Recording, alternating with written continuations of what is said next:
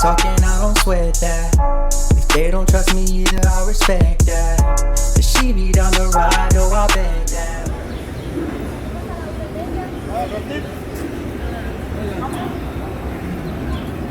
So if I want to get on a Ferris wheel,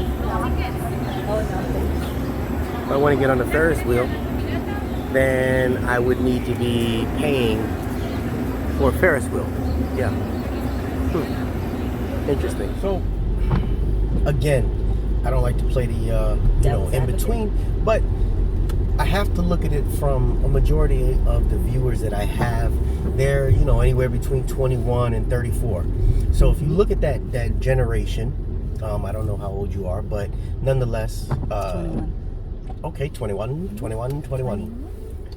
If you look at that generation, you got to figure out what their needs and their wants are. What would you assume, in your opinion, you got to pay attention to the road, ma'am, would be the needs and the wants of between 21 and 34 as far as a career is concerned, in your opinion?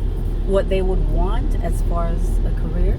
Yeah, like what are their career? What do you think that I see? I read all my comments, and a lot of people, they have their preferences and opinions about what it is that they need, what it is that they want. What do you think that they want and what they need versus the reality? Okay.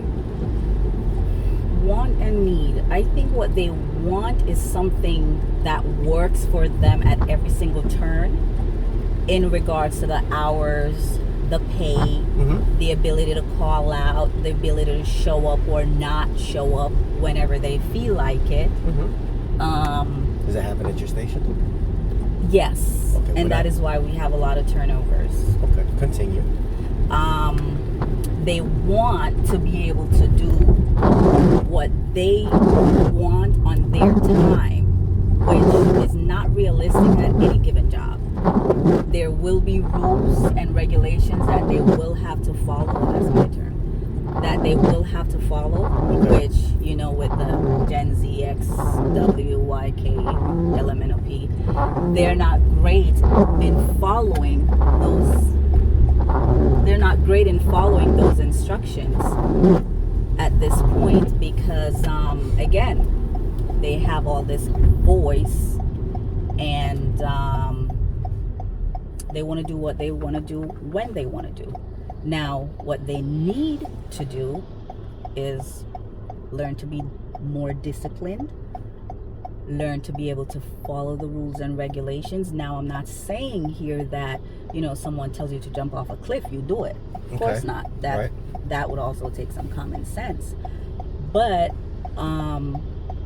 no matter where you go in life, whether it's a job, school, or even at home, they're just rules to follow.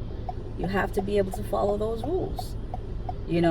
Sometimes they need to be amended, but they're base rules that needs to be followed. Okay. Now, the third thing was what the reality is? Yeah, what's the reality?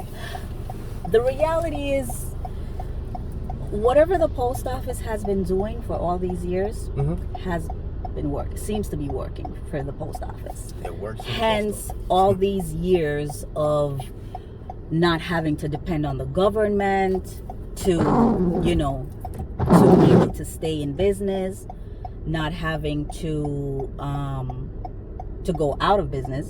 Right. And having all these, employees that, even though, again, this is what amazes me when what amazed me when I initially started at the post office. Not having all these, we have all these people who are constantly complaining, oh, the post office is just horrible. Okay, we get it. It's horrible. Hence, you're the one there for 20, 35, 40 years. Yeah. And they will never leave or retire so someone else can take their position. So clearly, just by that fact alone, something is working at the post office. Right. Regardless. Yes, there's some bad management. Let's not touch on that topic, but there are. But at the end of the day, it's working. It's working. It sent many of people and their families and their kids through college, build houses, have them driving the best vehicles, bragging on their retirement plans, their savings and all that. Okay. If they do things the right way, if they start out making that little bit of sacrifice for their long-term goals. So you think that it's initially benefit. just a sacrifice? It's initially the sacrifice because, I'm not a manual labor type of person. Mm-hmm. And going into the post office, I thought, okay, it was just going to be simple. It couldn't be as bad as everybody thought or said. And I worked the hardest I've ever worked in my entire life. I mean, the physical labor was excruciating. My first 90 days was horrible. I can't say it was easy. It was a lot of manual labor, a lot of hard work, and I'm a clerk. I started as a PSC. I did a lot of distribution, which entails a lot of lifting, placing, no throwing. We don't throw at the post office. A lot of placing, a lot of sorting, okay, a lot of long hours, a lot of ungodly hours. Example, 4 a.m. I go to work 4 or 5 a.m. in the morning. I leave work 9:30 at night sometimes. Sheesh. And that went on for, it hasn't even been a year for me as yet. And I'm already reaping some of the benefits of the post office because now I've been career 3 months in. And congratulations. Thank you. And I'm enjoying it because I make it what I want it to be for me. But it took you long enough. It took me long enough, but I was willing to make those sacrifices. Within that 90 days, I've spoken to you about it. I cried sometimes. I wanted to give up. The hours was killing me. The workload was killing me. Those cruise ships over here? It's cruise ships? I'm sorry. Cruise ships, yes. Sorry, I don't mean to interrupt with that. It's a beautiful cruise ship. It's a beautiful, beautiful cruise ship. We should get on it. I can't afford a cruise ship. You work at the post office. Yeah. You should be able to do that. Eventually, one day, when I grow up. When you decide to come in. What's make a little bit of sacrifice. What's up with your cabs down here? To make a little bit of sacrifice, probably, maybe? Sacrifice? Yeah, I guess. Okay. Maybe a sacrifice teaching that man how to drive. All right. Maybe when you grow up. When I grow up. Exactly. So, yeah. I was horrified. I wanted to quit before my 90 days was up. And I had people there that motivate me. And that's the other thing, too. You have a lot of people saying, oh, no, it's so hard, it's so difficult, quit. And then I ask, how long have you been here? 33 years. Okay, so why are you telling me to quit? And then you have that handful, small percentage that says, honey, just tough it out, hang in there, it gets better. You just have to be able to manage your time more efficiently.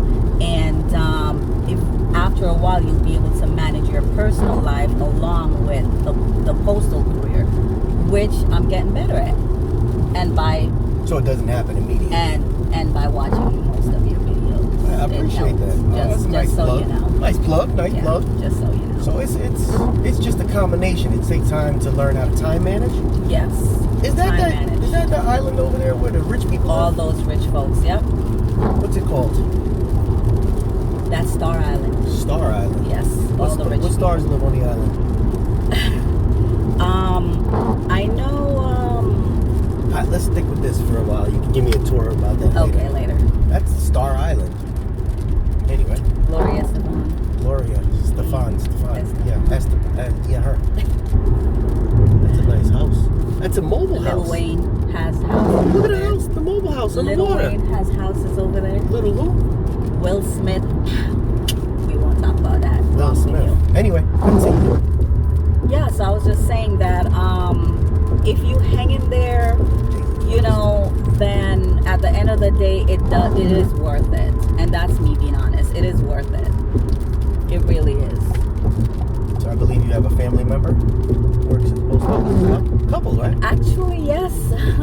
My daughter just started working at the post office. and she is 20 years old. I'm a really good driver.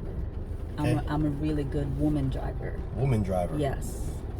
That's to be determined. I'll keep you safe, especially with your audience. I don't want them coming at me. Come on, I don't want them to Will Smith me. Alrighty. No. Let's just pay attention to the road. Thank you, ma'am. You're So you said your daughter? welcome, Who else? My daughter, and I have a cousin. She's further up north. Okay. She has been working for the post office now for a little while. She loves it. She loves going on her vacations, taking trips whenever she wants to. She's also career, and it pays. What about your daughter? What's she do?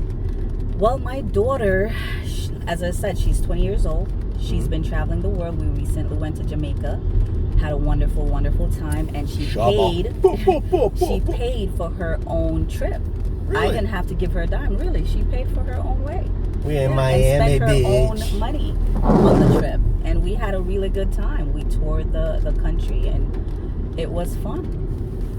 And she wouldn't be able to do that if she wasn't willing to sacrifice. Better yet, she works the night shift.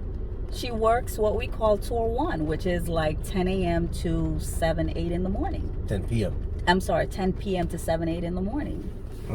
And she's only 20 years old.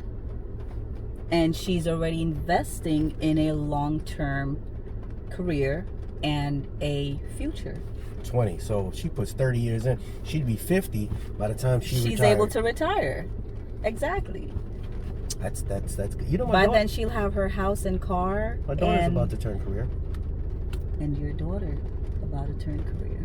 I think next week or this week or something. I don't know. Congratulations. Thank you. You're very welcome. So we're saying this to say what? Well, I mean, it can be done. It can be done. Can be done. Can be done. And it works. But again, I have to play the devil's advocate because I know my viewers. I know we have a range of viewers. We have the strong-minded viewers, and we have the ones that are opinionated. But the channel is for that. Yes. The channel is for open people. Platform. Yeah, to say, hey, this sucks, that sucks, this sucks. So we're actually going to stop this and then continue on with the part 2 about what sucks at the post office. All right, and that's going to be while we're riding up and down South Beach. Stay tuned for the next part.